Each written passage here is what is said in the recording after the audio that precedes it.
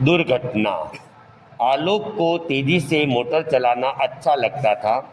इससे पिताजी उसे जल्दी मोटर चलाने नहीं देते थे, क्योंकि उन्हें दुर्घटना हो जाने की आशंका रहती थी। पिताजी उसे समझाया करते थे कि मोटर को कायदे से चलाया करो, वरना किसी दिन परेशानी में पड़ जाओगे। इस पर आलोक अच्छा कहकर चल देता, परंतु मोटर तेजी से ही चलाया करता था। एक दिन आलोक मोटर से कहीं जा रहा था। सड़क पर काफ़ी भीड़ थी। उसकी गाड़ी के आगे एक रिक्शे वाला था। आलोक उससे आगे निकलना चाहता था। वह हॉर्न बजाने लगा, परंतु जगह न होने के कारण रिक्शे वाला पास नहीं दे सका। आलोक रिक्शे को टक्कर मारता हुआ तेजी से आगे चला गया। इससे रिक्शा उलट गया। रिक्शे पर एक वृद्ध व्यक्ति बैठा था। वह गिर पड़ा। रिक्शे वाले का काफ़ी नुकसान हो गया। उसके रिक्शे का एक पहिया टेढ़ा हो गया, परंतु आलोक को इससे कोई मतलब नहीं था। उसने एक बार भी पीछे मुड़कर नहीं देखा। एक दिन आलोक मोटर चला रहा था तो सड़क के किनारे खड़ी एक स्कूटर को धक्का लग गया। स्कूटर गिर गई तथा उसकी हेडलाइट टूट गई। यह देखकर स्कूटर वाला लपक कर आलोक के पास पहुंचा। उसने आलोक से बिगड़ते हुए पूछा, तुमने मेरी स्कूटर को धक्का क्यों मारा? मैंने जानबूझकर धक्का नहीं मारा, आलोक ने लापरवाही से उत्तर दिया। तुमने जानबूझकर धक्का मारा या नहीं मारा, मेरी स्कूटर तो गिर गई और हेडलाइट टूट गई, स्कूटर वाले ने बिगड़ते हुए कहा। उस समय मोटर में आलोक का एक दोस्त लोकेश भी बैठा था। उसने स्कूटर वाले से कहा, अच्छा चुप हो जाओ, बहुत बकबक कर रहे हो। लोकेश की बात सुनकर स्कूटर वाले को गुस्सा आ गया।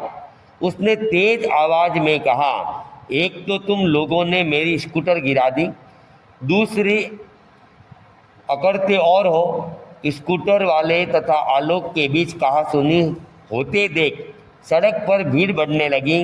इस पर एक सिपाही उनके पास आ पहुंचा। उसने पूछा, क्या बात है? आलोक ने अपनी सफाई देते हुए सिपाही से कहा, मैंने जानबूझकर स्कूटर को धक्का नहीं मारा, आप मेरी बात पर विश्वास कीजिए। उसकी बात सुनकर स्कूटर वाले ने कहा, इन्होंने जानबूझकर मेरे स्कूटर को धक्का मारा है। इस पर सिपाही ने उन लोगों से कहा, आप लोग मेरे साथ थाने चलिए, वहां पता चल जाएगा कि किसकी गलती है। आलोक थाने नहीं जाना चाहता था, परंतु मजबूरीवश उसे थाने जाना पड़ा।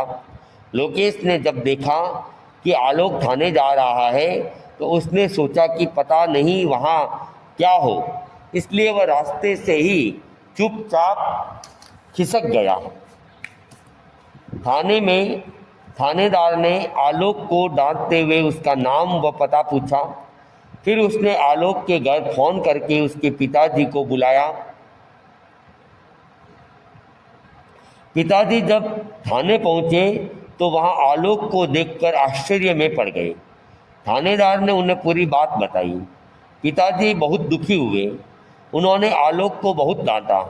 फिर उन्होंने स्कूटर वाले से आलोक की गलती के लिए माफ़ी मांगी और उसे स्कूटर की मरम्मत कराने के लिए कुछ रुपये देने चाहे, परंतु उसने लेने से इनकार कर दिया।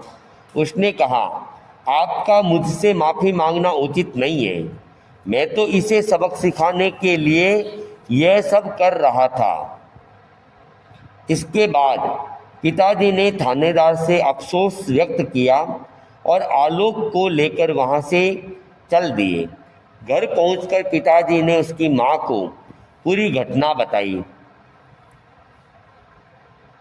फिर उन्होंने आलोक को डांटते हुए कहा, आज तुम्हारे कारण मुझे थाने जाना पड़ा। मैंने कितनी बार तुमसे कहा कि गाड़ी कायदे से चलाया करो। धीमी गति से गाड़ी चलाने से उस पर नियंत्रण बना रहता है। तेज गाड़ी चलाने से हमेशा दुर्घटना होने की आशंका बनी रहती है। तुम्हारी जरा सी लापरवाही से दूसरे को गंभीर चोट लग सकती है। अब मैं तुम्हें गाड़ी चलाने के लिए नहीं दूंगा। फिर कुछ सोचकर उन्होंने आलोक से कहा, जिस दोस्त को तुम घुमाने ले गए थे वह तो रास्ते से ही गायब हो गया। ऐसे लड़कों से दोस्ती करना ठीक नहीं है।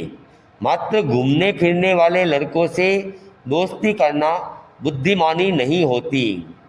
आज आलोक को अपनी गलती का एहसास हो रहा था। इसके साथ ही उसे अपने दोस्त लोकेश पर भी गुस्सा आ रहा था। उसने कहा, पिताजी गलती हो गई। अब मैं कायदे से गाड़ी चलाऊंगा और स्वार्थी लड़कों से हमेशा दूर रहूंगा।